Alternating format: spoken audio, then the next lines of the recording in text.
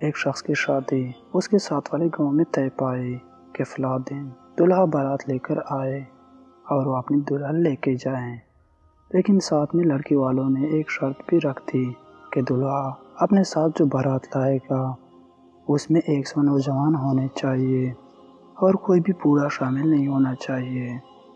یہ عجیب شرط سن کر دلہے والے بڑے حیران ہوئے، پھر بھی شرط منظور کر لی، لیکن دل ہی دل میں وہ پریشان بھی تھے کہ آخر ایسا کیا ماجرا ہے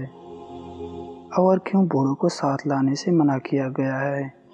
دلہے کے گاؤں کے نوجوان خوش تھے کہ اس بارات میں کوئی بڑا بوڑھا نہیں جائے گا، اور وہ مزے لوٹتے اور ہنستے کھیلتے بارات لے کر جائیں گے۔ دوسری جانب گاؤں کے بڑے دانا بوڑھے لوگ پریشان ہو رہے تھے کہ آیا انہیں کیوں روکا گیا ہے۔ خیر، بارات کے جانے کا وقت آن پہنچا، دلہے کا سہرا باندھا گیا۔ جب بارات دوسرے گاؤں روانگی کے لیے تیار تھی تو اسی لمحے گاؤں کے بزرگوں نے یہ فیصلہ کیا کہ بارات کے ساتھ ایک بوڑھا تھوڑی فاصلہ رکھ کر جائے گا اور سارے معاملات پر نظر رکھے گا۔ نوجوانوں کو یہ بات بری لگی، انہوں نے کہا کہ ہم 100 نوجوان ہیں، ہم ہر طرح کے حالات سے مقابلہ کرنے کی صلاحیت رکھتے ہیں، ہم اپنے بھائی کی دلہن لے کر لوٹیں گے چاہے جو مرضی ہو جائے۔ مگر بڑے بزرگ نہیں مانے اور ایک بوڑھی کو بارات سے فاصلہ رکھ کر چلنے کو کہا۔ بارات جب روانہ ہوئی تو راستے میں نوجوانوں نے دل میں بہت برا محسوس کیا کہ ہم 100 نوجوان جو بہادر ہیں، طاقت رکھتے ہیں، توانا ہیں، بڑے بڑے پہاڑوں کو عبور کرنے کی صلاحیت رکھتے ہیں، تو ایسے میں ایک بوڑھے شخص کا جو مشکل سے چل رہا ہے، ہاتھ میں اس کی لاٹھی ہے، آنکھوں پہ چشمہ لگایا ہوا ہے، کانس کانس کر اور بلغم تھوکتا ہوا ساتھ آ رہا ہے، اس کا کچھ فائدہ نہیں ہے۔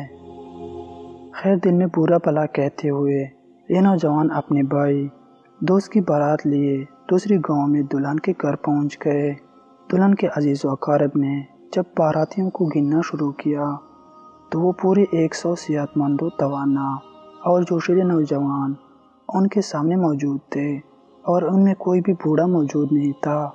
یہ دیکھ کر وہ دل ہی دل میں مسکرائے اور کہا کہ دلہے کا نکاح اب اس وقت ہی ہوگا جب دوسری شرط بھی پوری کی جائے گی، اور دوسری شرط یہ ہیں کہ جب 100 نوجوان 100 بکرے کھائیں گے تبھی نکاح اور دلہن کی رخصتی ممکن ہوگی۔ شرط کی سنتے ہی نوجوانوں کے اذہان خطا ہو گئے اور پریشانی سے ایک دوسرے کا منہ تکنے لگے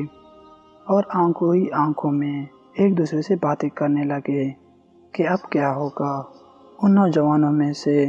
ایک نوجوان کو اچانک خیال آیا کہ بارات کے ساتھ ایک بوڑھا بھی کچھ فاصلے رکھ کر ان کے پیچھے آ رہا تھا۔ وہ نوجوان مجمع سے آنکھیں اور چپتے چپاتے ہوئے باہر کو نکلا اور فاصلہ رکھ کر ساتھ آنے والے بزرگ کو ڈھونڈنے لگا۔ اس نوجوان کو وہ بزرگ ایک درخت کی اوٹ میں آرام کرتے ہوئے ملے، اور اس نے جلدی سے سارا واقعہ ان کے سامنے بیان کیا اور رہنمائی طلب کی۔ بوڑھے نے سارا واقعہ سنا اور کہا کہ تم واپس جاؤ اور دلہن والوں کے سامنے اپنی شرط پیش کرو کہ بکرا ایک ایک کر کے ان کے سامنے لایا جائے، اور جب ایک بکرا ان کے سامنے پہنچے تو سب نوجوان ایک دم ہی اس پر ٹوٹ پڑے اور اکٹھے گائیں۔ نوجوان بوڑھے شخص سے ہدایات لے کر واپس پہنچا اور اس نے وہی کیا جیسے کہ اسے ہدایات کی گئی تھی۔ یہ سارا منظر و ماجرا دیکھ کر دلہن والے پریشان ہو گئے، اور دلہے والوں نے دلہن والوں کی یہ شرط پوری کر دی اور 100 بکرے کھا لیے، اور پھر نکاح کے بعد دلہن کو لے کر بارات ہنسی خوشی واپس آ گئی۔ نوجوانوں کو پھر احساس ہوا کہ کسی طرح ایک بزرگ نے رہنمائی کر کے ان کی پریشانی کو راحت میں تبدیل کر دیا۔ آج ہم اپنے بزرگوں کا وجود اپنے لیے غیر اہم سمجھتے ہیں، ان کی صحبت میں وقت گزارنا ہم پر گراں گزرتا ہے، اگرچہ کہ ہم ان کی نصیحت آموز باتوں کو اپنے لیے توشہ عزیز سمجھیں۔ کہنے کا مقصد یہ ہے کہ ہم نوجوان جذباتی ہیں، بزرگوں نے اپنی زندگی کے تجربات سے گزرتے ہوئے اپنے بال سفید کیے ہوتے ہیں۔ اس کے پاس علم و عمل، مشاہدات و تجربات کی دولت سے مالا مال ہوتے ہیں۔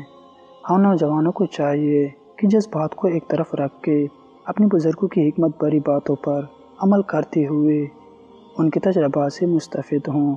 یقیناً بزرگ و دانا کی حکمت بھری گفتگو